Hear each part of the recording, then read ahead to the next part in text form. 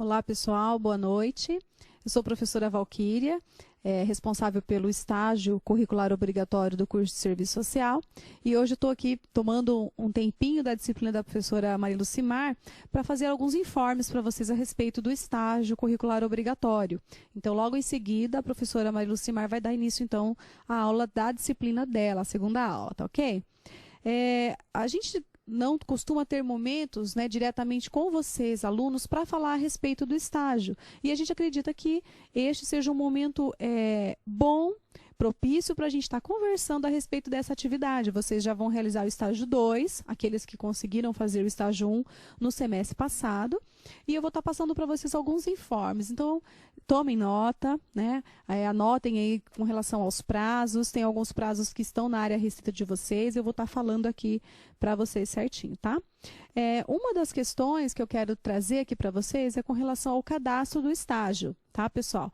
Todo aluno, para fazer o estágio obrigatório, precisa estar com o cadastro correto lá na divisão de estágios. Passar as informações aí para o polo para ser feito o cadastro no sistema. O prazo para essa realização vai desde o início do semestre, dia 3 de agosto, até o dia 10 de setembro, tá? Então, tem um prazo, assim, não muito extenso, mas normalmente ele é prorrogado pela divisão de estágio, não somos nós que definimos esse prazo aqui, tá? Mas tomem nota, porque depois leva alguns dias para abrir novamente, tá bom? Isso é questão burocrática, né? Tem que falar, não tem jeito. A realização do estágio por vocês, ela contempla 3 partes. Tá? Então, hoje a gente teve chat de estágio com os tutores de sala, aí, que são supervisores acadêmicos, e eu recebi várias dúvidas de polos questionando que o aluno no semestre passado não cadastrou o portfólio de estágio. Se ele pode, neste semestre, somente cadastrar portfólio de estágio, né, para ter a aprovação naquela disciplina. Não é assim que funciona, tá, pessoal? O estágio ele tem 3 partes. O aluno tem que ter o cadastro, tem que cadastrar o portfólio do estágio e tem que apresentar a documentação pedagógica que é enviada pelo polo, aí, pela área restrita. Qualquer uma dessas 3 etapas que fique pendente, o aluno vai ficar reprovado no estágio. Então, não tem como o aluno que deixou de cadastrar o trabalho ser aprovado neste semestre, tá? Ele fica com a dependência e vai realizar o estágio novamente no próximo semestre, nesse semestre agora de 15/2, tá ok? Então, são 3 coisas que vocês precisam se atentar. Tem que cumprir as 150 horas do estágio em campo, cadastrar o portfólio, são 4 coisas, né? Cumprir as 150 horas do estágio em campo, cadastrar o portfólio lá na área restrita, na pasta da disciplina de estágio, ter o cadastro, né, ter finalizado o cadastro, enviado o documento assinado aqui para a divisão de estágios e também apresentar toda a documentação pedagógica do estágio. Essa documentação pedagógica, vocês recebem os modelos dela na área de vocês, lá na pasta da disciplina. Da mesma forma que tem as orientações para os outros trabalhos, né, da produção textual individual, produção textual de grupo, tem também as orientações para a produção textual do estágio. Então, o estágio ele é uma disciplina como todas as outras. A única diferença é que vocês não têm os momentos de teleaula para a gente estar conversando e dialogando. As dúvidas referentes ao estágio, elas devem ser esclarecidas aí no polo, com o supervisor acadêmico de vocês, né, que normalmente é o tutor de sala, e também comigo, através de mensagem, de chat. A gente está à disposição na área restrita, no e-mail, né? Então, sempre que eu recebo dúvidas aqui, a gente procura sanar o mais breve possível para que vocês consigam dar andamento nos trabalhos de vocês aí no polo e que vocês, alunos, possam fazer o estágio a tempo e a contento, tá bom? Então, isso que eu mencionei para vocês, né, a falta do cadastro, o conceito insuficiente no portfólio também, às vezes o aluno faz todo o processo do estágio, cumpre as 150 horas, tem o cadastro correto, mas não obtém o conceito suficiente para aprovação. Então, o que eu pediria para vocês? Uma dica, né, que eu vou deixar aqui, até vocês, né, os alunos estão tendo a oportunidade de ouvir um pouquinho isso, e as tutoras de sala também que estão aí acompanhando. Então, o que eu pediria? Acho que a primeira atividade para vocês realizarem, nossas tutoras de sala e supervisoras acadêmicas, com os alunos, eu oriento que seja realizar a leitura das orientações, são 7 páginas, né, que estão lá disponível para o aluno, que vocês façam a leitura juntos, que possam esclarecer dúvidas, tanto quanto à produção textual, né, do estágio, quanto com relação aos documentos pedagógicos, porque a gente observa aqui muitas reprovações de alunos na documentação pedagógica especificamente, por falta até, de repente, de esclarecimento, entende? Então, a gente orienta que seja feita a leitura, que vocês dialoguem sobre essa documentação, sobre o portfólio do estágio. No estágio 1, vocês fazem a caracterização institucional. No estágio 2, que é o estágio que vocês realizarão agora, vocês vão fazer uma proposta, né, um projeto de ação para ser executado no estágio 3, no campo de estágio onde vocês estiverem, né? E depois no estágio 3 a realização, então, e a execução desse projeto de ação. Então, é importante, é muito importante a participação nos momentos de orientação acadêmica. Então, o polo organiza de uma forma que os alunos tenham condições de participar, seja no início da teleaula, né, um pouquinho antes da teleaula, ou um momento depois, momentos à tarde, enfim.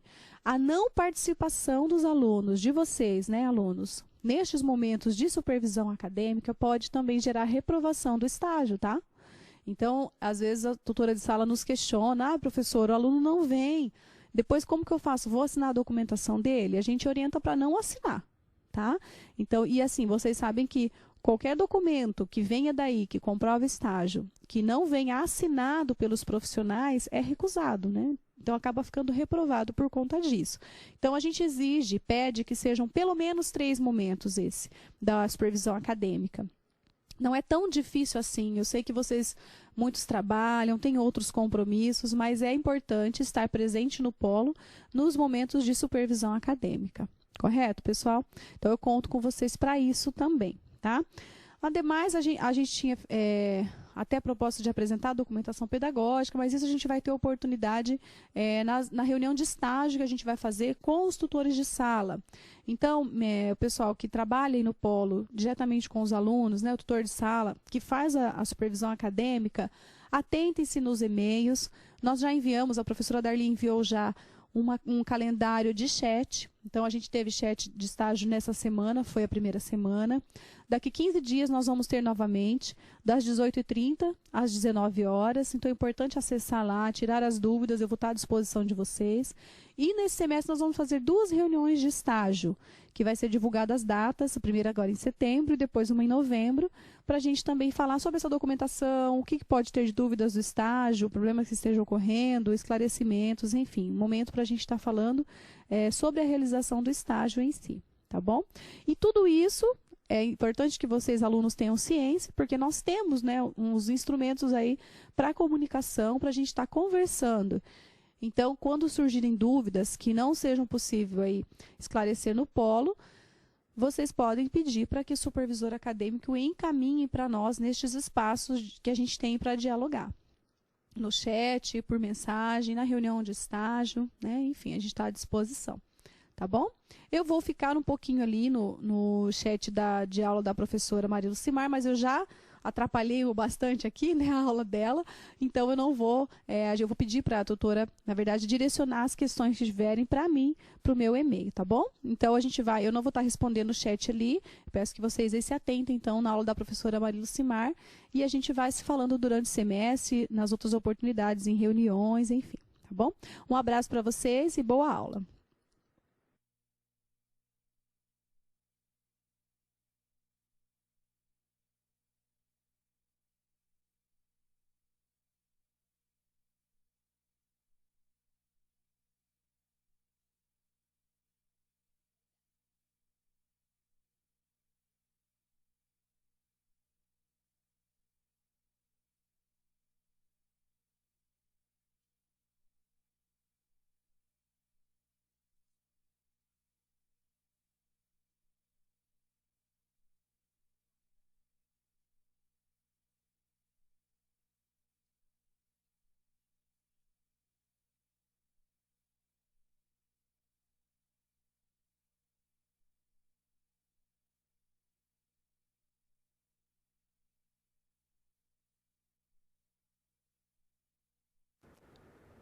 Olá, boa noite novamente.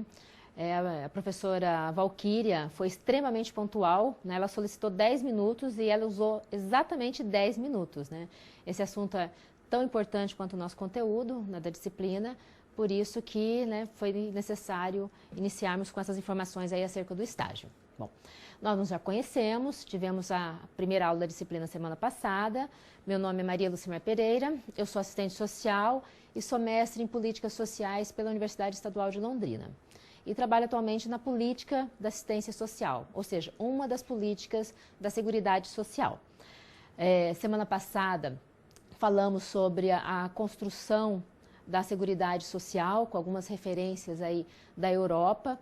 Trabalhamos a questão do conceito e depois combinamos de cada aula a gente tratar especificamente de uma dessas políticas, do tripé da Seguridade Social, e o serviço social nesses espaços. Então, hoje, nós estaremos falando sobre a política de previdência social, né? Uma das políticas que é mais acionada aí pelos trabalhadores, né? Porque todo trabalhador segurado tem o direito de buscar em momentos de alguma dificuldade. Então, muito importante a atividade que nós fizemos na aula de atividade, por conta que, mesmo a gente trabalhando ou fazendo estágio aí na saúde, no CRAS, escola ou qualquer outro lugar que atendemos a população, é normal sermos referência de informações sobre direito, né? Então, nós não podemos não ter informações básicas sobre a Previdência Social. Estamos passando por um momento de mudança, como passamos por várias outras que vamos tratar nessa aula. Ainda muitas informações nós não temos, até porque não temos normativas ainda, segue a legislação que nós utilizamos aí na aula de atividade. Então, mas essas informações básicas da questão dos critérios, de alguns critérios para a Previdência Social, é extremamente necessário, né? Então, vamos começar a nossa aula, vamos lá para o quadro, onde a gente, resumo dessa aula, né? Nós vamos estar falando sobre a construção da política, né, da Previdência Social, sobre as conquistas e retrocessos a partir da organização dos trabalhadores e a ampliação dos espaços de atuação do assistente social nesta política. Então, tratamos sobre Previdência Social, Estado e Direito. Bom, nós vamos pular essa atividade por conta do nosso horário. Então, o conceito básico, né? O que é Previdência Social?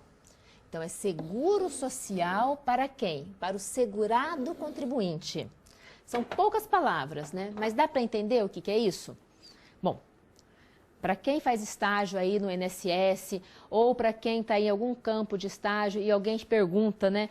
O que é Previdência Social? A gente fala assim, Previdência Social é o seguro social para o segurado contribuinte, né? Para muita gente isso não respondeu a pergunta, né? Então, quando a gente fala aqui, Previdência Social é um seguro social, quer dizer o seguinte, nós vamos pagar para quando necessitarmos a gente acionar essa política, né? Quando precisamos de amparo, quando precisamos ser assistido, que por algum motivo não tivemos condições de trabalhar, então nós podemos acessar os benefícios que vimos na aula de atividade, que são os benefícios da Previdência Social. Mas são para todos os trabalhadores? Não. Como diz aqui o conceito, para os segurados contribuintes. Aqueles que estão inscritos no INSS e que mensalmente paga a sua contribuição. Que seja em forma de desconto em pagamento, na folha, no seu pagamento, ou que seja na forma de pagamento daquele carnê de trabalhador autônomo. Mas sem esse pré-requisito, não há possibilidade de acessar essa política. Então, se não tiver contribuição, não se tem o direito, né? Então, desde a sua origem, a Previdência Social, ela tem como exigência a contribuição previdenciária. Então, mesmo agora com novas alterações, não há possibilidade de se alterar e mudar esse critério. Pode mudar outros, mas esse não, né? Bom, e aí vamos lá para outro slide para explicar um pouco mais, né, que a Previdência Social, para que momento ela serve, né? Ela serve para substituir a renda do segurado, aquele segurado contribuinte, observando o teto, né? Tem um valor máximo que pode ser pago, quando da perda da sua capacidade laborativa, quando em algum momento ele perde a sua capacidade de trabalhar. E quais são os benefícios que nós temos hoje, né? Ainda segue essa regra, né? Nós temos 4 modelos de aposentadoria. A aposentadoria por invalidez, a por idade, a especial e por tempo de contribuição. Temos 3 auxílios, o auxílio doença, o acidente e auxílio reclusão. A pensão, aí temos também outros benefícios, a pensão por morte, o salário maternidade e o salário família. Nós vimos na aula de atividade todos esses benefícios, né, como acessar, quais são os critérios, mas eu gostaria de dar destaque em um. Né? Até porque é muito comum, né, infelizmente, hoje com as redes sociais, tem informações que acabam sendo reproduzida, né, às vezes não é uma verdade, começa a ser reproduzido como se fosse a verdade e para nós como profissionais acaba ficando aí a responsabilidade de esclarecer, né? Por isso que eu gostaria de dar destaque ao benefício do auxílio reclusão, né? Que é o benefício que os filhos de preso ou que é para quem foi julgado, né, pode receber. Então a pergunta é para todas as pessoas que estão presas têm o direito desse benefício? Ou seja, a família, né, os filhos, os dependentes, para toda a população carcerária, que soma quase 500 mil, todas essas pessoas têm o direito a esse benefício? Não. Apenas aquele que no momento da prisão estava segurado, ou seja, estava pagando o benefício, estava pagando a contribuição previdenciária. Então nós temos no Brasil menos de 3% da população carcerária que a família é beneficiada que tem esse benefício. Então, é muito comum a gente ver aí, principalmente no Facebook, né, esse tipo, falando que todos os presos têm direito, que isso é um absurdo, que o trabalhador tem direito, não tem direito e o preso tem. Então, na realidade, é um benefício que foi implantado na década de 60, através da Lei Orgânica da Previdência Social, e tem esse critério, tem essa exigência, tá certo? Então, por isso, eu só gostaria de dar destaque nesse benefício, até porque nós já tratamos dos demais. Vamos voltar para o quadro, para a gente tratar sobre quando o segurado tem direito, quando é que ele acessa, ele procura esses benefícios. Quando ele perde a capacidade de trabalhar, ele pode ser por perda temporária, né, da sua capacidade, por motivo de doença, né, quando a mulher tem o bebê, no caso da maternidade, ou no período que está preso. Também pode ser por perda permanente, né, da capacidade de trabalho, que seja por invalidez parcial ou total, a idade avançada ou por morte. Então, nesses períodos é que se busca, né, esses benefícios. Bom, qual que é a origem da Previdência Social? Antes da gente entrar nesse slide, deixa eu só fazer um comentário. Bom, o valor máximo hoje de um benefício da Previdência Social, o teto, que é chamado teto máximo, é no valor de R$ 4.663. Mesmo se o trabalhador ele tem um salário, né, que seja o dobro desse valor, quando ele acessar os benefícios previdenciários, não há um pagamento maior do que este, né? Por isso que é comum muitas categorias de trabalhadores aí pagar a previdência privada para ter depois, futuramente, a complementação. Então, nós temos hoje, né, são 10 benefícios da Previdência Social, que é garantido para o trabalhador, que foram conquistas, como eu já falei na aula passada. Nenhum desses direitos foi dado de presente por qualquer político, qualquer presidente ou Assembleia Legislativa, né? Todos eles foram forçados, né? Todos eles foram através de mobilização, organização dos trabalhadores, né? E a Previdência Social ela fez agora em janeiro 92 anos. Do tripé da Seguridade Social, né, que nós estamos tratando, né, o serviço social na política de saúde, previdência e assistência, chama Política de Seguridade Social, é a política mais velha. Ela é de 1923. E por que ela foi criada e para quem que ela foi criada? Só lembrando, já anterior a isso, já existiam algumas iniciativas de fundos financeiros, onde os trabalhadores se organizavam, faziam um depósito nesses fundos e, mediante a sua necessidade, acionava esse benefício. Por que apenas em 1923 que foi considerado a origem da Previdência Social? Porque é quando o Estado, o poder público, regulamenta, passa a intervir, né, na construção dessa política. Vamos lá para o quadro para a gente retomar esse assunto. Já falamos dela na aula passada, inclusive na disciplina do ano passado também, né, quando a gente fala da construção das políticas sociais. Então, o marco referencial da política da Previdência Social é a Lei Eloy Chaves, que é de 24 de janeiro de 1923. Por isso que eu falei que ela fez 92 anos. Essa lei, o que ela criou? Né? Ela criou a Caixa de Aposentadoria e Pensão, a famosa CAPES, que era para os trabalhadores ferroviários. Então, não era para todos os trabalhadores, apenas os trabalhadores ferroviários. Esse sistema era um sistema contributivo entre empregados e empregadores. E era por empresa. Então, cada empresa tinha a sua caixa de aposentadoria e pensão. Os benefícios eram aposentadoria e pensão por morte e assistência médica e farmacêutica. E qual era aquele contexto, né? Um processo de urbanização ainda muito tímido e a organização e mobilização dos trabalhadores. Bom,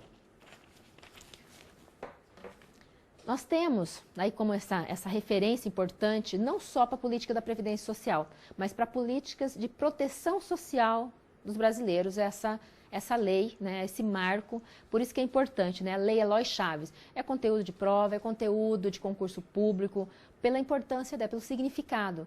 É um divisor de águas na proteção social dos trabalhadores. Como eu disse, dos trabalhadores inseridos no mercado formal de trabalho, né? Ela inicia com os trabalhadores ferroviários. Então é importante a gente contextualizar por que foram os ferroviários que conseguiram isso nesse primeiro momento, né? O meio de locomoção, naquele período, mais utilizado eram os trens. Então era uma questão até estratégica. Se os trabalhadores se mobilizassem, fizessem uma greve, né, o que aconteceria, né? Não tínhamos como nos locomover. E as condições de trabalho eram muito ruins, né? O trem era movido ao carvão, então o maquinista e o foguista, né, os maquinistas e os foguistas ficavam muito expostos às altas temperaturas. Ou seja, né, então provocava acidente, as condições de vida, né, eram comprometidas em função desse trabalho, né? E aí começa toda a mobilização dos trabalhadores exigindo melhores condições, senão eles se paravam, teve momentos de greve, exigindo essas condições aí de trabalho. É quando aí então o deputado que chama Eloy Chaves cria a Caixa de Aposentadoria e Pensão, né, mas apenas para os trabalhadores aí das estradas de trem. Mas, por outro lado, ele abriu o precedente para que outras categorias de trabalhadores também se mobilizassem. Vamos lá para o quadro para a gente ver. Nós temos uma atividade agora, né? Bom, eu gostaria da gente fazer essa atividade, sim. Eu gostaria que vocês participassem um pouco, até para tirar um pouco o foco do estágio, porque eu imagino que vocês estão bastante aí empolgados. Geralmente o estágio tem bastante assunto, mas a professora Valquíria colocou aí como referência o contato aí por e-mail ou pelo chat, tá? Então, vamos resgatar aí na memória, principalmente conteúdo de outras disciplinas, inclusive de políticas sociais do semestre passado, né? Quais são os fatores que contribuíram para o avanço da proteção social dos trabalhadores no Brasil, neste período que nós estamos falando da implantação, da criação e da Caixa de Aposentadoria e Pensão, ou seja, a Lei Eloy Chaves. Então, vamos participar e daqui a pouco a gente está de volta.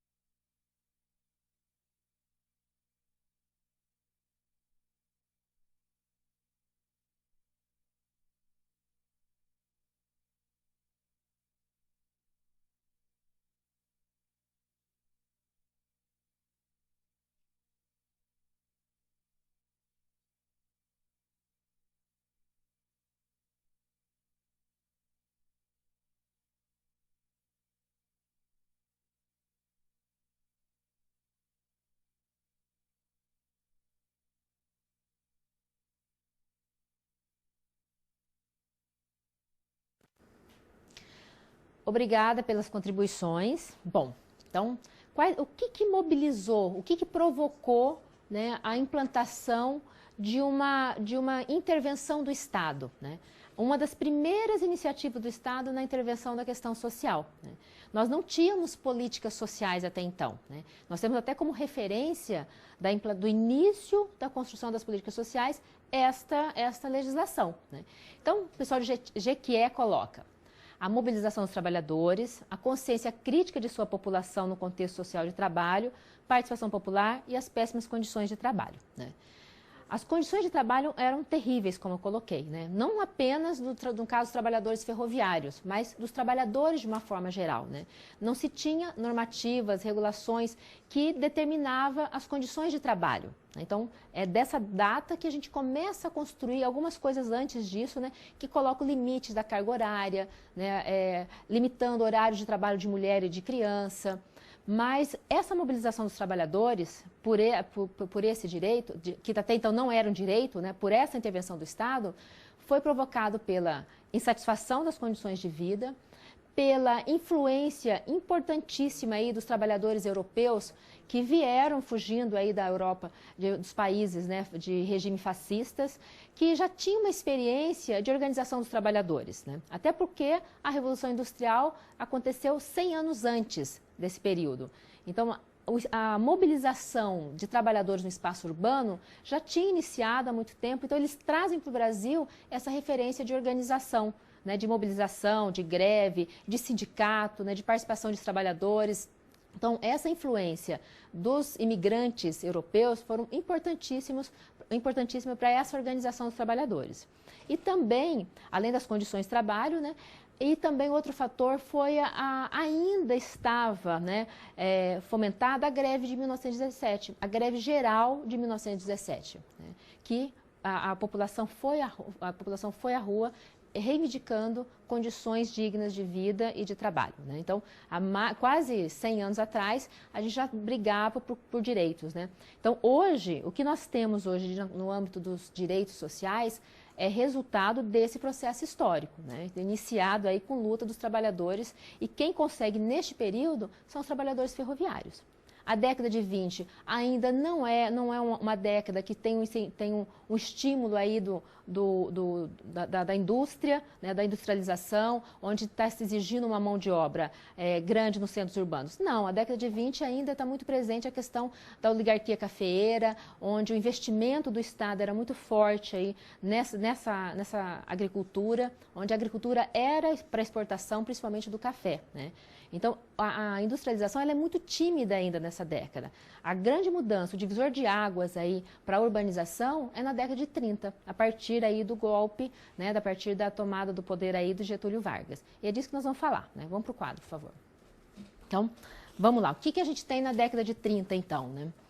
Então, até a década de 30, a gente tem forte aí como as caixas de aposentadoria e pensão. Então, na década de 30, 1930, já foi criado o Ministério do Trabalho, para se pensar numa política de trabalho. Então, houve a unificação das caixas de aposentadoria e pensão em institutos públicos de aposentadoria e pensão, ou seja, o IAP, vinculada não mais a empresas, mas a categorias profissionais, cuja gestão foi assumida pelo Estado, que escolhia e nomeava seus presidentes, né? Qual era aquele contexto, né? Período marcado por uma política favorável à industrialização, né? Que, assim, um tímido investimento, a elaboração de uma legislação social de proteção ao trabalho, incorporação de algumas demandas sociais por parte do governo Vargas e o controle do operário e o atrelamento do sindical aos organismos estatais. Bom, nós tivemos aí uma década, né, quase uma década, em torno de 7 anos, de implantação de novas caixas de aposentadoria e pensão de outras categorias. Inicia aí com os trabalhadores ferroviários, mas depois tem outros profissionais, como no caso, trabalhadores telegráficos, os serviços telegráficos, os radiotelegráficos, os industriais, comerciários, marítimos, os bancários, entre outros, né? Então, entre outros trabalhadores que se mobilizaram e também conseguiram, através dessa lei Eloy Chaves, fazer essa mudança, né? Então, nós temos aí, no final da década de 30, um número expressivo, no final da década de 20, um número expressivo de caixas de aposentadoria e pensão. 47. A princípio não é muito, mas quando se fala da época, isso é expressivo. Então, com o governo Vargas, passa, então, a ser não mais a Caixa de Aposentadoria e Pensão, que é a diferença que é pela empresa, onde a gestão dela, o cuidado dessa caixa é pelos trabalhadores e empregadores, e durante a década de 30 inicia um período de mudança de CAP, Caixa de Aposentadoria e Pensão, para IAP, Instituto de Aposentadoria e Pensão. Vamos para lá para a gente ver, por favor. Então, olha só. Os IAPs, eles utilizaram o mesmo modelo da Itália, sendo cada categoria responsável por um fundo. Então, a contribuição dos empregadores, ela incidia sobre a folha de pagamento. Então, já nessa época, né, essa contribuição já era retirada diretamente da folha de pagamento. O Estado, né, financiava o sistema através da taxa cobrada dos produtos importados. É aqui que aparece a presença do Estado no financiamento dessa política. Na Caixa de Aposentadoria e Pensão, a papel do Estado era regular, ter uma legislação para isso. Agora, no caso dos IAPs, ele já passa a ter um financiamento. E também os empregadores eram descontados, aliás, os empregados eram descontados dos seus salários, né? E aqui em cima, no caso dos empregadores, incidia sobre a folha também de pagamento, era um valor proporcional aos pagamentos aí dos trabalhadores. Na Constituição da Previdência Social com Política Social, deixaram à margem os trabalhadores rurais e os empregados domésticos, que a dificuldade de... Por que essas categorias, no caso, os trabalhadores rurais e os empregadores domésticos, né, empregados domésticos, ficaram fora desse sistema de proteção, né, diante da dificuldade de organização destes segmentos, né, e também da posição do sistema econômico. Então, se nós tínhamos, né, era um período de mobilização dos trabalhadores por conta dessas condições de trabalho, porque eles vieram dos centros rurais, dos espaços rurais, ocupando os centros urbanos, ocupando os espaços fabris, né, e das indústrias. Então, esses profissionais eles tinham mais facilidade por conta de que passava muito tempo junto, né? Trabalhava longas jornadas de trabalho, morava-se muito perto, principalmente nos cortiços, então estava sempre em contato. E havia também toda uma política econômica de incentivo para que os trabalhadores viessem mesmo para ocupar esses espaços rurais. Então, os trabalhadores rurais não se tinham mobilização e também não era categoria estratégica para o desenvolvimento do país naquele momento. Então, o atraso aí no caso do investimento na proteção social dos trabalhadores rurais passou quase 40 anos, né? Então, só no final da década de 60 que se fala dos trabalhadores rurais e benefícios concretamente aí na década de 70, tá certo? Bom, vamos voltar para o quadro. Então, olha só. A lei, foi editada essa lei 3.807 em 1960. Essa lei orgânica da Previdência Social, né, chamada Lopes, cujo projeto tramitou desde 1947 e foi considerada uma das normas previdenciárias mais importantes da época, porque o que ela previa? Ela unificou os institutos de aposentadoria e pensão, colocou critérios de concessão dos benefícios nos diversos institutos. Bom, então nós temos aí em 3 fases, a criação da Caixa de Aposentadoria e Pensão, que é por empresa, depois os institutos de aposentadoria e pensão por categorias profissionais, e aí a Lei Orgânica da Previdência Social vem falar da unificação desses institutos, que inicia a discussão em 1947 e ela só passa a ser aprovada em 1960. Né? Por que demorou 13 anos? Né? Por conta aí dos embates entre Estado e trabalhadores. Porque tinha diferença dos benefícios, dos fundos, né? Do que se previa os institutos, de um instituto para o outro. Uns tinham mais benefício, outros tinham menos, e os trabalhadores tinham grande preocupação de que com a unificação se nivelasse por baixo, e não se fizesse uma média ou nivelasse por cima. Então, houve mesmo um espaço aí de 13 anos de debate, discussão e de resistência aí dos trabalhadores, de negociação. Né? E aí eu gostaria de lembrar que tem um dado aqui que eu achei que eu deixei separada, que a quantidade aqui. Até 1945, né, ainda né, era a Caixa, o Instituto de Aposentadoria e Pensão, que ainda tinha algumas CAPs, mas aquelas categorias que não tinham muita expressão, que não tinha muita mobilização. né? Então, ficou paralelo algumas caixas de aposentadoria e os institutos, né? Ele se transformava em instituto na medida da sua importância, né, no contexto econômico e também a partir também da sua organização política, ou seja, da sua capacidade de mobilização e organização. Mas em 1945 se tinha 3 milhões de contribuintes. Então, era um fundo muito grande para aquela época, 3 milhões de contribuintes, 3 milhões de trabalhadores pagando a Previdência Social, além da contribuição do Estado, além da contribuição do empregador. Então, era um valor muito alto. E esse valor, ele, a princípio, era para ficar num fundo, né, lá dos institutos de aposentadoria e pensão. Mas, na realidade, não foi isso que aconteceu. Quem que fazia a gestão desses institutos, né?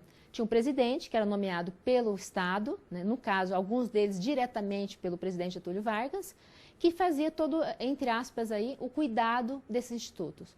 Então, se havia muito dinheiro, né? E esse dinheiro, infelizmente, ele não ficou aí para ser destinado exclusivamente para os benefícios da Previdência Social.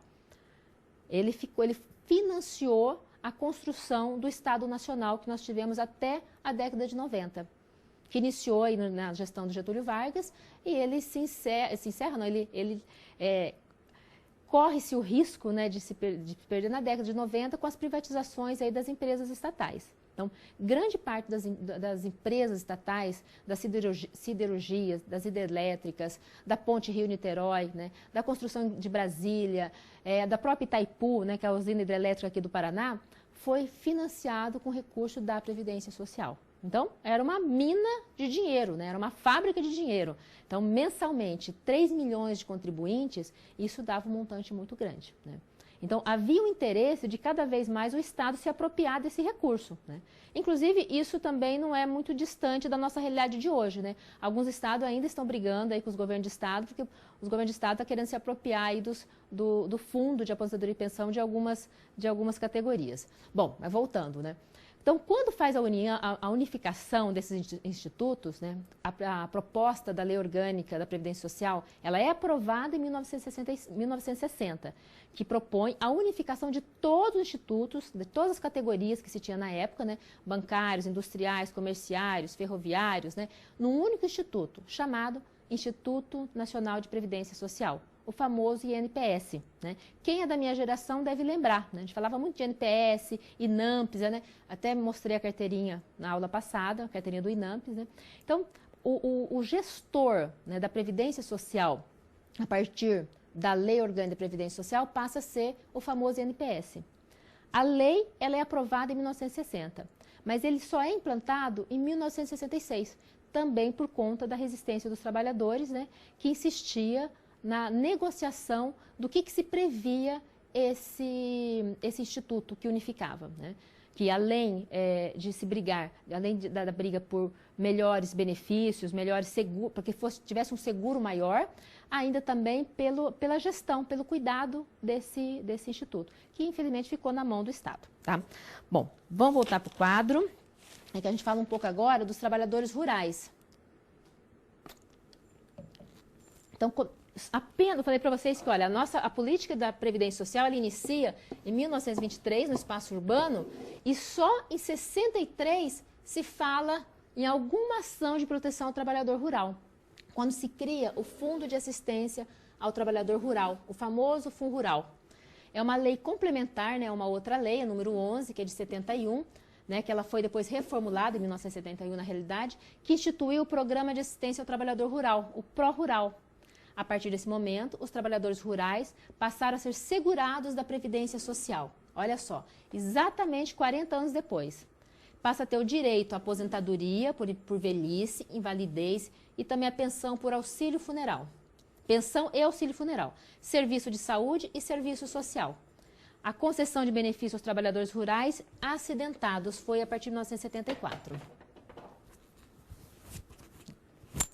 Então, a gente tem, né, um arcabouço de proteção social importante da década de 20 até a década de 60, mas excluindo os trabalhadores rurais, né? Então, apenas em 63 se fala nessa proteção. Então, quando fala dessa aposentadoria, né, a gente fala aqui dessa aposentadoria por velhice, invalidez, pensão, auxílio funeral, né, e outros, né, É importante destacar que mesmo o trabalhador rural fazendo parte da Previdência Social, os benefícios, os valores ainda eram muito diferentes dos trabalhadores urbanos. Por exemplo, a aposentadoria, ela tinha um valor de 50% do maior salário mínimo na época. Então, não se tinha um salário mínimo padrão. Então, cada estado tinha o seu salário mínimo. Então, a referência para benefício de aposentadoria para o trabalhador rural, a partir de 65 anos, era de valor de 50% daquele valor, do salário mínimo maior, do maior salário do Brasil.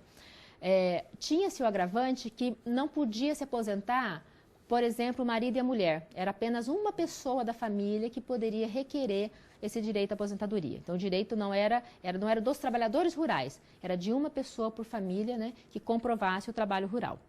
No caso de morte do chefe da família, o valor da pensão para a viúva era no valor de 30% do maior salário mínimo. Então, isso só vem ter a equidade, só vem ter a equiparação, ou seja, igualar o pagamento desse benefício com a Constituição de 1988. Então, o trabalhador rural ele entra tardiamente no sistema de proteção social e ainda de uma forma muito frágil, com valores muito baixos desses benefícios. E só em 88 que ele vem se equiparar aos benefícios dos valores aí, rurais, urbano, né?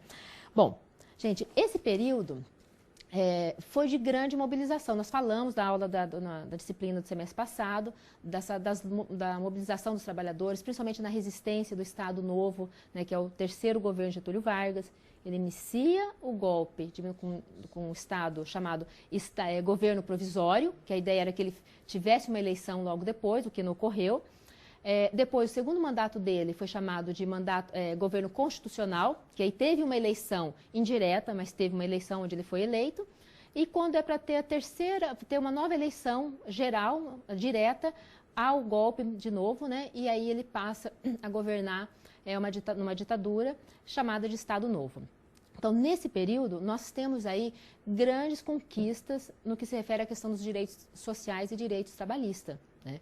A criação da carteira de trabalho, a jornada de trabalho de 8 horas, o descanso semanal, direito a férias, 13º, benefícios que hoje é muito difícil a gente imaginar não termos na nossa dinâmica de trabalho, né? Mas é datado dessa época. Então, são fatores importantes aí que para a gente poder comparar o que nós temos hoje com esse processo de conquista, né? É muito comum, principalmente as pessoas mais velhas, né, que têm assim, uma admiração muito grande pelo Getúlio Vargas, onde falava assim, o Getúlio criou essas leis, deu esses benefícios, né? Ele, de fato, foi na gestão dele, no período em que ele foi presidente, em que foram implantadas essas legislações que garantiam a proteção social, né? Mas foi no âmbito aí de um cenário político, né, de disputa, um cenário aí de reivindicação dos trabalhadores, de mobilização, de exigência mesmo, de resistência, né? A gente tem aquele filme como referência, aquele Olga, né, que trata da judia comunista que vem para o Brasil participar de uma militância comunista, em que mostra de como que o governo também tratou as organizações de trabalhadores, principalmente no Estado Novo. Então, não foi fácil. Eu sempre faço referência. Não foi nada dado de graça para a gente no que se refere à questão de direitos. Foi conquista, muita gente sofreu, muita gente morreu, né, para a gente ter esse arcabouço legal que temos hoje e que é necessário a gente também agora se mobilizar para que se mantenha, né? Bom, e aí nós temos esse período aí de criação, de implantação de políticas sociais. Lembrando, início na década de 20, em que o Estado começa a intervir nos problemas sociais. E aí, o que a gente tem, né, depois aí no governo dos governos militares? Vamos para lá, por favor, para a gente verificar. Bom, nós temos então a centralização em 1966, que é a criação do Instituto Nacional de Previdência Social, o INPS. Essa unificação desse instituto ele já era previsto na Lei Orgânica da Previdência Social, que é de 1960, mas só em 66 ele é estruturado. Então, há um gerenciamento técnico burocrático, entre aspas aqui, apolítico, por intermédio do Estado, com a dissolução da participação dos sindicatos no interior do organismo institucional e com a extinção dos conselhos administrativos, né? Ainda, lembrando, né, que esse período já é o período da ditadura militar, então, importante a gente contextualizar que onde houve toda a dificuldade de uma participação política aí do cidadão. Então, a gente perde espaço nesse instituto, né? Ele unifica, ele amplia para algumas categorias, né? Se comparado com o Instituto de Aposentadoria e Pensão com esse Instituto Nacional, mas, por outro lado, a participação da população fica muito prejudicada. Mesmo tendo o presidente dos institutos, né, ser uma nomeação do poder público, né, ainda era um representante dos trabalhadores. Os sindicatos também tinham uma participação nesses institutos.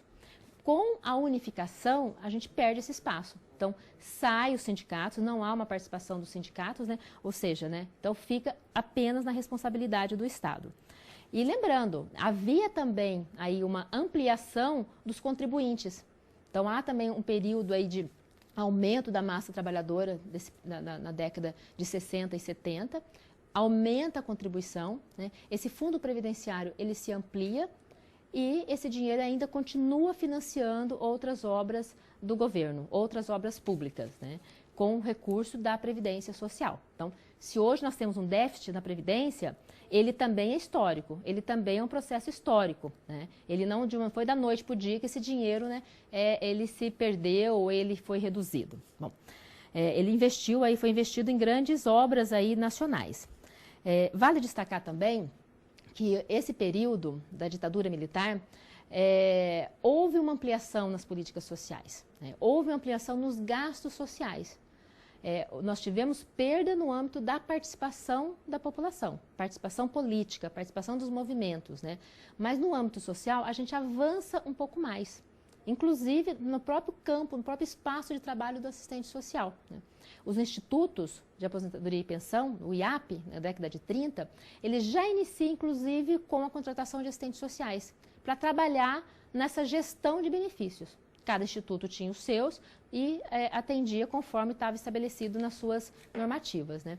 Então, na década de 70, em plena ditadura militar, com a implantação aí do Instituto Nacional de Previdência Social, na década de 60 e 70, o assistente social ele tem um papel importantíssimo, né, para fazer a gestão desses benefícios, né, inclusive descentralizada de certa forma, principalmente na área rural. Quando a gente fala do Fundo Rural, que era um programa social da Previdência Social no meio rural, era também uma forma de controle da população, era uma forma de desmobilização de trabalhadores aí que estavam insatisfeitos com aquele regime, né? Então, por outro lado, a gente perde no que se refere à questão da participação, mas há um avanço no âmbito da proteção social. Lembrando que não era para toda a população brasileira, era para os trabalhadores inseridos no mercado formal de trabalho, né? Por isso nós chamamos que muitos países da Europa implantou o estado de bem-estar social e nós criamos nesse período o estado de bem-estar ocupacional. Então, quem estava ocupado no mercado de trabalho tinha a garantia da proteção social mediante a sua necessidade. Quem estava fora contava aí com a filantropia, com a ajuda, com a caridade da sociedade, né? Então, vamos ver algumas conquistas que nós tivemos nesse período. Então, nós temos o controle da população, né, pelo esvaziamento das reivindicações sociais e o rebaixamento salarial. Nós tivemos um rebaixamento salarial nesse período, né, também. Mas, por outro lado, houve ampliação da política previdenciária acionada como mecanismo compensatório, né? Então, houve um rebaixamento, diminuiu o valor do salário. Por outro lado, né, a justificativa, a forma de compensar, era de implantação de mais benefícios previdenciários. Houve a incorporação do famoso SAT, Seguro de Acidente de Trabalho, em substituição ao seguro privado de fins lucrativos, onde já havia uma empresa, né, que fazia a administração de um seguro privado em caso de acidente. A inclusão dos autônomos e dos domésticos enquanto condições de acessar os benefícios previdenciários apenas em 1973, então os trabalhadores autônomos puderam passar, eu falei para vocês na aula passada que foi na Constituição, mas não. Os trabalhadores autônomos foi em 1973 que passou a poder contribuir para a Previdência Social. A criação da renda mensal vitalícia e o salário maternidade. Já falamos um pouco sobre isso. Em 1974, foi criado o Ministério da Previdência e Assistência Médica e Social, que posteriormente desmembrado em 3 órgãos, o IAPAS, o INAMPES e a LBA. Bom, até aquele período, a proteção social era para os trabalhadores inseridos no mercado de trabalho.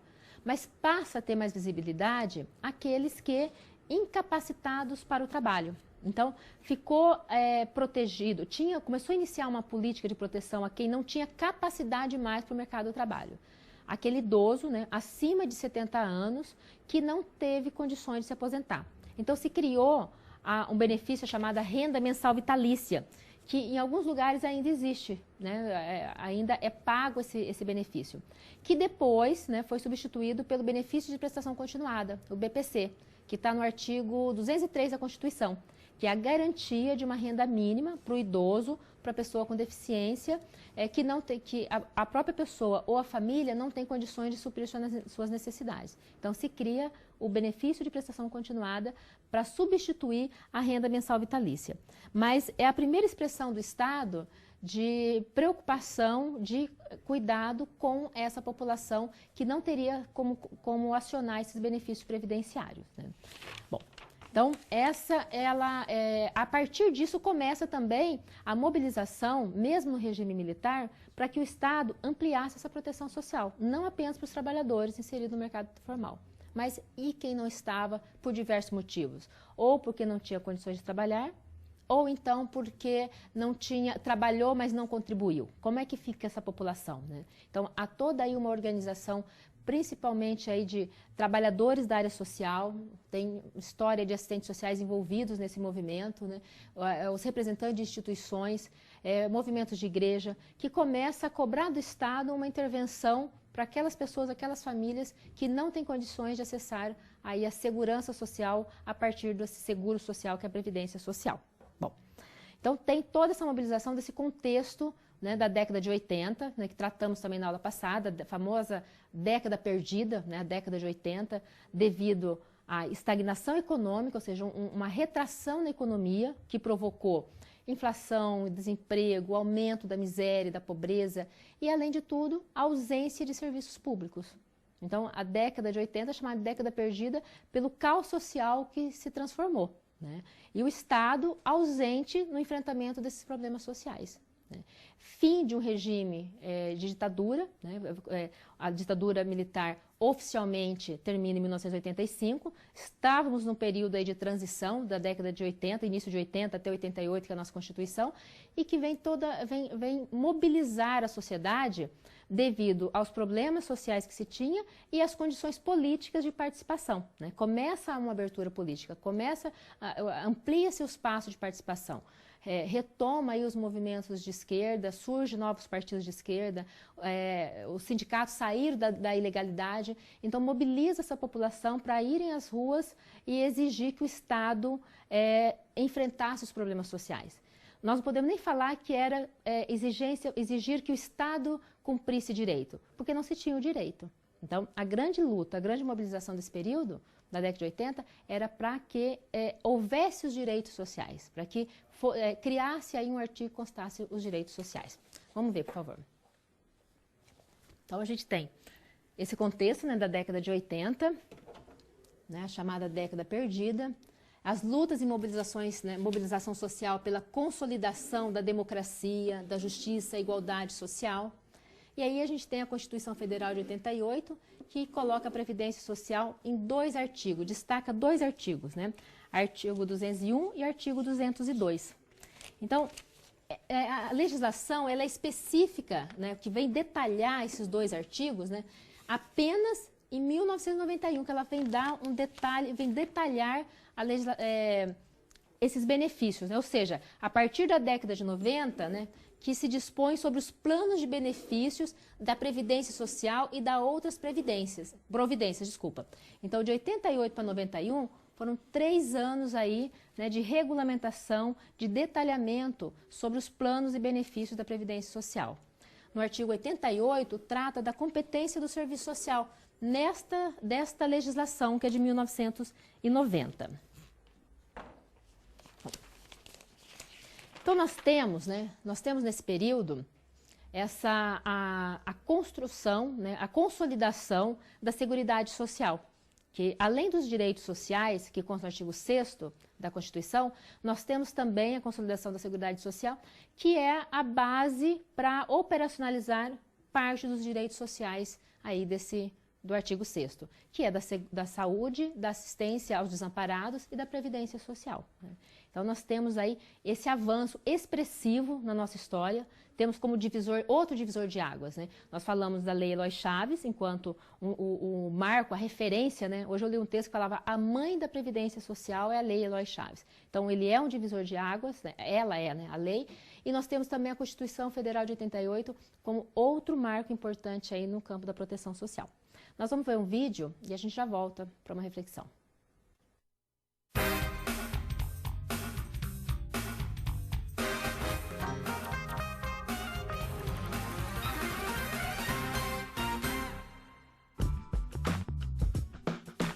É um seguro, né, que a gente tem, né, quando trabalha de carteira assinada, né? Quem é autônomo também tem direito, né? Quando a gente paga, né, as parcelas, tudo direitinho, aí a gente também tem aquele seguro. Se eu precisar, pelo menos eu tenho meus direitos garantidos. Porque se eu não for contribuinte, eu não tenho nada garantido. A Previdência Social justamente é o serviço dado pelo governo e do INSS. Vamos conhecer um pouco mais da Previdência Social? A Previdência Social, ela é considerada um seguro para o trabalhador brasileiro. Não só o trabalhador, mas também protege o seu grupo de dependentes, que pode ser interpretado de uma maneira mais genérica como família. Além de proteger o trabalhador e sua família, a Previdência Social também garante diversos benefícios a seus segurados. Se você adoecer, tem o auxílio-doença. Se você não puder mais trabalhar, tem a aposentadoria por invalidez, tem o salário maternidade. Se o trabalhador na empresa fica com alguma sequela, o auxílio-acidente. Se for vitimado, infelizmente, pela morte, os seus dependentes, a sua família, terão um amparo, receberão a pensão por morte. Se ficar idoso, você tem aposentadoria por idade. Depois de 30 anos de trabalho, a mulher se aposenta. Depois de 35 anos de trabalho, o homem se aposenta por tempo de contribuição. Para ter acesso aos benefícios e serviços do sistema público previdenciário, você deve se inscrever em qualquer agência da Previdência Social. A inscrição também pode ser feita pela internet ou pela Central 135. Previdência Social, proteção para o trabalhador e sua família.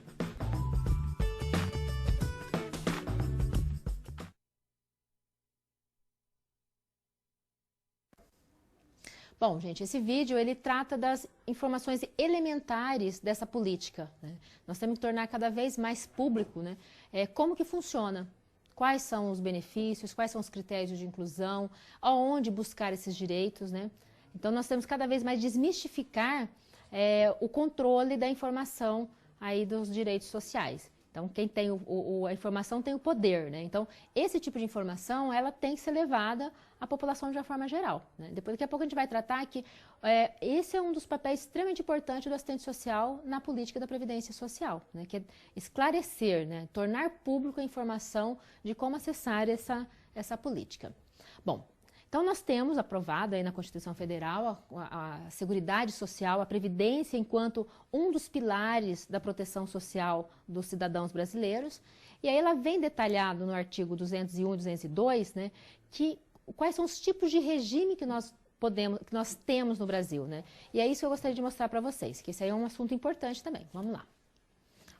Nós temos 3 sistemas da Previdência, 3 regimes, né? Então, nós temos o maior, que é o Regime Geral da Previdência Social, o RGPS, a cobertura dos trabalhadores da iniciativa privada ou servidores públicos de regime seletista, né? É o maior regime, né? É esse, que é administrado pelo Instituto Nacional de Seguro Social, o INSS. Ele é obrigatório, o trabalhador não tem opção, né? Se ele está numa empresa, se ele entrar numa empresa, necessariamente ele vai fazer a inscrição, ele já está, aliás, ele já é inscrito no INSS, então ele é obrigatório. Ele é de âmbito nacional, ele é público, ele tem subsídios sociais, né? E o benefício definido, o teto máximo, que eu falei para vocês, é 4.666, né? Então, esse é o nosso regime, é o maior regime, né? Grande parte dos trabalhadores está inserido nele. né, com exceção aí dos trabalhadores, dos funcionários públicos, que é o segundo regime. Regime são os regimes, no plural, próprios dos servidores públicos. Cobertura os trabalhadores públicos da União, dos Estados e dos municípios. Então, esses funcionários públicos têm um regime próprio, têm uma legislação específica. Então, é administrado entre os entes federados. Então, se for trabalhador do governo do Estado, vai ter a sua administração específica. Ele é também obrigatório, se está trabalhando no governo municipal, estadual, federal, ele tem que estar inserido nesse regime. Ele é público para quem é desse regime e tem o benefício também definido. E admite fundo de previdência complementar.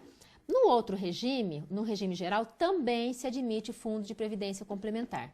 O que é essa previdência complementar, né? É a previdência privada.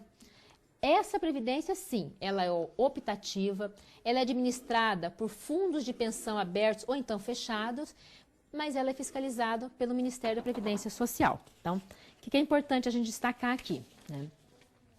2 regimes são obrigatórios. O regime geral, né, que é o trabalhador, grande parte de nós estamos inseridos nesse regime, e o regime de funcionários públicos do governo municipal, do governo estadual e do governo federal, que tem também uma legislação. Então, e nós temos aí que não é obrigatória, que é a previdência privada. Então, a política social, ela pode ser pública e pode ser privada também. Esse é um exemplo bem específico. Nós temos a Previdência Social Pública, e aí que é administrada, sua gestão é gerida pelo INSS, Instituto Nacional de Seguridade Social, e temos aí a opção, diferente dos outros regimes que é obrigatório, né, a opção dessa Previdência Privada. Como o valor máximo de benefício do INSS, pago pelo INSS, é no valor de R$ 4.663, né, há essa possibilidade de se pagar essa previdência privada e depois, né, ter essa complementação. Por isso que ela é chamada de complementar. Então, esses são os 3 regimes. Né? Esse assunto vocês têm que saber. Então, nós temos 3 regimes de previdência social. O regime geral, o regime aí, específico, regime próprio de servidores públicos e aí o regime também da previdência privada. Né? Então, fica a dica. Bom, voltando a falar de seguridade social, né, que é a política de seguridade social da qual a Previdência Social faz parte, só retomando aquele conceito aquelas referências que nós vimos na aula passada, daqueles 2 modelos europeus. Quando a gente fala de um modelo de proteção total, proteção social total para toda a população, né, que aí está previsto na Seguridade Social, e a proteção social do modelo bismarckiano, que é da proteção aos trabalhadores. Aí nós vamos retomar isso aí. Vamos lá para o quadro, por favor. Olha, então no Brasil, desde o surgimento da Previdência Social, quando que foi? 1923. Com o quê? Com a Lei Eloy Chaves, com a criação da Caixa de Aposentadoria e Pensão. Então, desde o seu surgimento, a Previdência Social ela foi regida unicamente pelo princípio bismarckiano. Né? O que é esse regime? Esse sistema defende que apenas quem contribui financeiramente tem direito à cobertura dos riscos sociais. Mas a Constituição Federal de 1988, nossa última Constituição, introduziu o conceito de seguridade social, que é as políticas de saúde, assistência social e também a previdência. Então, essas 3 políticas, elas se misturam com os princípios bismarckiano e o beveridiano, que o beveridiano é a universalidade da cobertura de atendimento e a uniformidade e equivalência dos benefícios rurais e urbanos, que isso foi das mudanças na Previdência Social, né, que era a equivalência desses modelos. Né. Bom, quem está aí trabalhando ou está militando, né, na política de assistência social e na política de saúde, né, sabe o quanto desafio nós temos pela frente para que de fato seja cumprido os princípios constitucionais dessas políticas. Para que a saúde seja de fato um direito universal, um direito para toda a população e para a assistência social um direito da população que necessitar. Porque isso não faz parte da nossa cultura, a proteção a todo cidadão. Né? Nós construímos aí ao longo do século XX um estado de bem-estar ocupacional, onde se tinha direito o trabalhador contribuinte da Previdência Social. Quem estava fora não se tinha a proteção do Estado. Então, no que se refere à história, é muito pouco tempo, contando de 88 para cá. Né? É pouco tempo no que se refere à história, mas muito tempo para quem precisa acessar essas políticas e ainda tem dificuldade, né? Então, lembrando, a Seguridade Social, ela não é universal, no caso da Previdência Social, que ela é regida pelo princípio aí bismarquiano, que é o contribui, tem acesso. Né? Então, eu acesso alguns benefícios se eu contribuir para ela. E um outro princípio, que é o princípio da cidadania, né? Do direito da democracia, do direito universal, de se ter acesso à proteção social mediante mediante ao acesso a essas políticas sociais, independente da sua contribuição. Bom, então, esse é um dos grandes desafios. Nós, enquanto trabalhadores e a população em geral, entender a questão dos direitos sociais para toda a população. Então, nós temos ainda essa cultura de que o direito não é para todos, é para aquele que contribui. Então, nós temos que construir essa cultura, a cultura do direito, a cultura de acessar o direito. E o que o Estado é responsável pela proteção de toda a população. Por diversos motivos, o Estado é responsável. Primeiro, por conta que tem uma legislação que garante, né, que garante a proteção a toda a população. Segundo, são medidas compensatórias pela falta de proteção, pela desproteção que o Estado brasileiro provocou na população aí ao longo dos séculos, né? Então, cada vez, na aula passada nós falamos da década de 90, de como que as políticas sociais foram tratadas.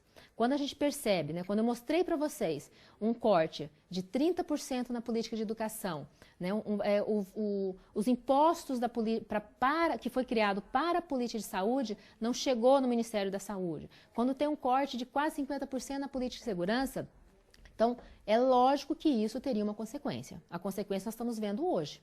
20 anos depois, com o aumento da violência, da falta de capacitação de parte da população para ser inserida no mercado de trabalho. Não estou falando só de emprego, falta de emprego, mas falta de qualificação das pessoas. A questão da dependência química, a questão da violência. Ou seja, os problemas desse momento, né? Ele é provocado também, é um processo histórico, ele é provocado pela falta de intervenção do Estado na década de 90. Então, nós temos aí uma implantação de uma lei que fala que o Estado é responsável pela proteção social, mas, por outro lado, além dele não investir, ele retira recurso de políticas sociais para investir na área econômica, né? Então, o Estado, mais do que nunca, ele é responsável agora por uma questão de ser direito cidadão, dever do Estado, e por medidas compensatórias, tá certo? Bom, vamos voltar para o quadro. Então, a gente tem a lei 8.213 de 91, que dispõe sobre os planos e benefícios da Previdência Social e da outras providências. Quais são essas outras providências? Uma delas, o que compete ao serviço social da Previdência Social. Isso aqui é muito importante, né? Porque nós temos que, né, enquanto trabalhadores, enquanto estudante, até cobrar para que os profissionais dessa política, de fato, façam isso, né? Consta em lei, né? Então, é nessa lei que fala o que o serviço social da Previdência Social tem que fazer. Então, uma delas, esclarecer junto aos beneficiários seus direitos sociais e os meios de exercê-lo. Então, nós não estamos falando só de benefícios previdenciários. Direitos previdenciários, estamos falando de direitos sociais. Então, compete ao assistente social deste órgão, né, no caso do INSS, esclarecer junto aos beneficiários seus direitos. Estabelecer conjuntamente com eles o processo de solução dos problemas que emergirem da sua relação com a Previdência Social. Eles são os beneficiários, né? Tanto no âmbito interno, né, da instituição, como também na dinâmica da sociedade. Como, por exemplo, a pessoa chega lá, ela não tem o tempo de contribuição suficiente, então, de ser orientado como que tem que proceder, ou às vezes um determinado empregador não pagou a previdência, recolheu do trabalhador, mas não passou para a política de previdência social, né? Então, compete ao assistente social processo de solução desses problemas, né? Contribuir para o acesso dos usuários no reconhecimento dos direitos aos benefícios e serviços prestados pela Previdência Social. Então, tem vários outros, quem quiser conhecer um pouco mais, busca essa legislação, né? Também consta na matriz teórica e metodológica do Serviço Social na Previdência Social, inclusive, se eu não me engano, eu coloquei na pasta como texto de apoio. Essas responsabilidades que competem ao assistente social. Então, quando a gente lê, a gente percebe, é visível a defesa de direitos. na lei consta que o assistente social da Previdência Social deve defender seu usuário, né, usuário dessa política, esclarecer dos seus direitos e criar as condições para que ele exerça esses direitos, né? Nada mais é do que consta no nosso projeto ético-político, que consta na lei da regulamentação da profissão, né? Aquilo que rege a nossa profissão. Então isso, gente, é elementar do profissional da Previdência Social. Inclusive, não só no âmbito interno, mas também para além do espaço do INSS.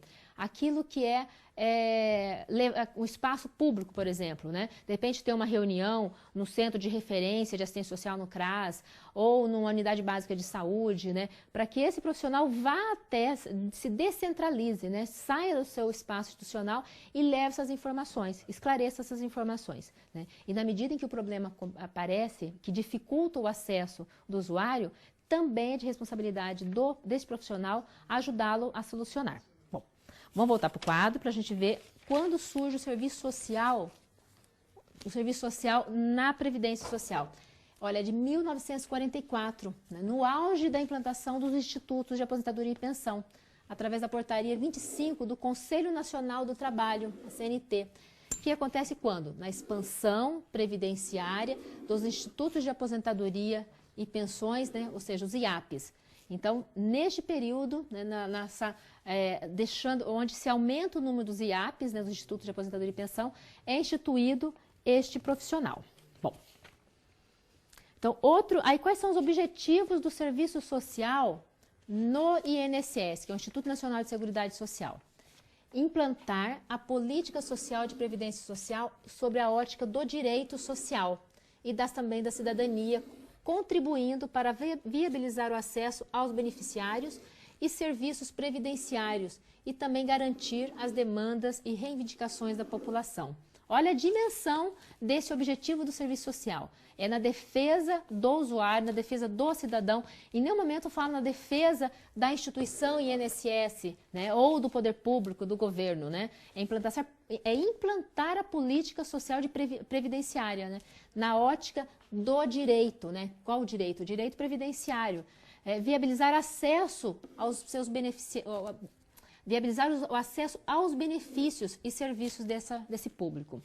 Outro importante objetivo, contribuir para a formação de uma consciência coletiva de proteção ao trabalho no âmbito da previdência pública, em articulação com os movimentos organizados da sociedade. Então, a gente tem, né, já está definido o que compete ao assistente social e qual o objetivo do serviço social neste órgão. Foi uma luta, a contratação de trabalhadores, né, do serviço social nas agências do INSS já existia, né, desde 1944, mas o número de profissionais era muito pouco. Houve também a mobilização, né, dessa categoria para que fosse ampliado.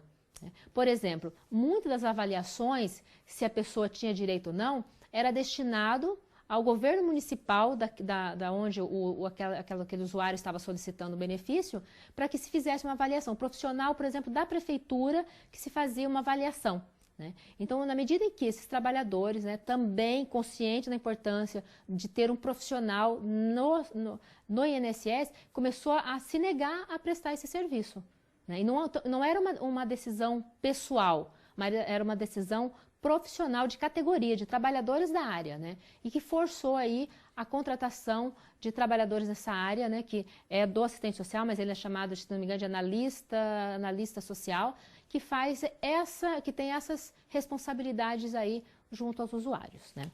Gente, e aí a luta da Previdência, ela não acabou. Nós temos ainda muita coisa, né, para conquistar, para entender agora essas mudanças, né? Nós estamos passando, como passamos por várias, né? Lei Eloy Chaves, a criação da Caixa de Aposentadoria e Pensão, que se transformou em Instituto de Aposentadoria e Pensão, e depois unificou esses institutos em Instituto Nacional de Previdência Social, depois transformou de novo o Instituto Nacional de Seguridade Social com a criação da Seguridade Social. Estamos passando por novas mudanças aí nessa legislação, né? Mudando-se critérios, contextualizando, né? Fazendo uma discussão aí sobre as condições previdenciárias, a questão do perfil dos trabalhadores, a questão da expectativa de vida, né? E nós temos que participar disso, né? Senão nós vamos ter prejuízos. E aí eu gostaria de apontar um desafio importante aí para os trabalhadores de uma forma geral, né? E aí para a gente também que trabalha aí com a população, saber que é um desafio da Previdência Social, né? Que são mais de 55 milhões de trabalhadores entre 16 e 59 anos, ou seja, né, está na idade ativa, né, que são segurados pela Previdência Social. Então, 55 milhões hoje estão segurados, mas 28 milhões e 600 mil de trabalhadores ainda não possuem essa proteção social. Então, de cada 10 trabalhadores, 6 estão segurados, mas 4 ainda estão socialmente desprotegidos. Gente, então isso na atuação do nosso trabalho, a gente vê isso diariamente, né?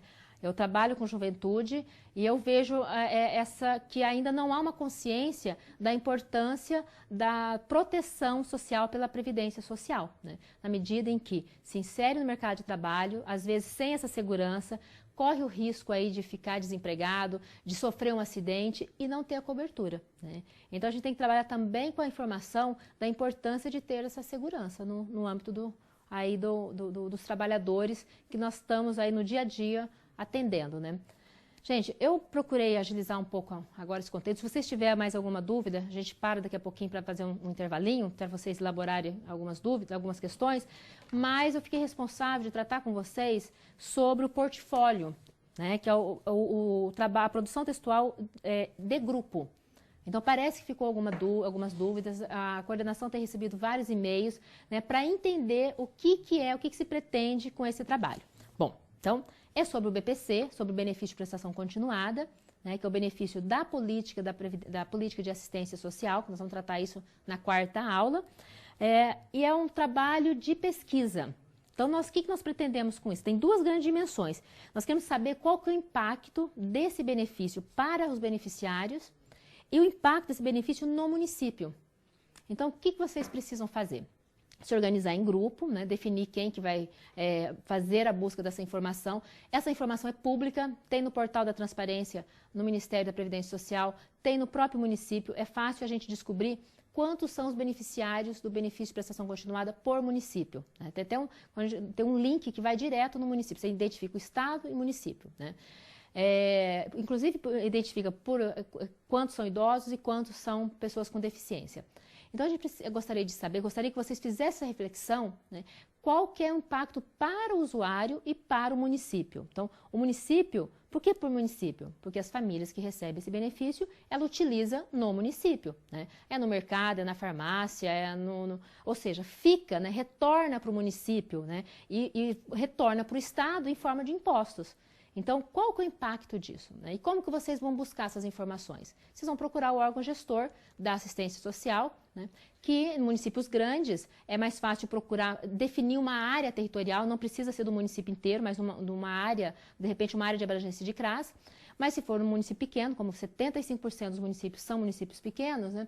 E no órgão gestor, e marcar um horário, uma entrevista com o assistente social, com o responsável aí da gestão dos benefícios de transferência de renda e elaborar, antes disso, né, um questionário sobre essas informações, né?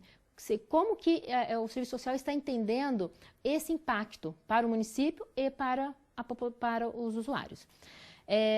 Para quem vocês podem se reunir ou organizar esse roteiro para a entrevista. Se vocês tiverem dificuldade, vamos tratar disso, né, na próxima aula da atividade, na semana que vem, ou da outra, porque na última aula, na 5ª aula, eu não estarei com vocês porque eu estarei dando aula num outro semestre, começa a disciplina de um outro semestre. Então, nós temos 2 aulas aí, 2 aulas atividades que nós podemos tratar, né, não exclusivamente, mas podemos falar um pouco sobre esse roteiro.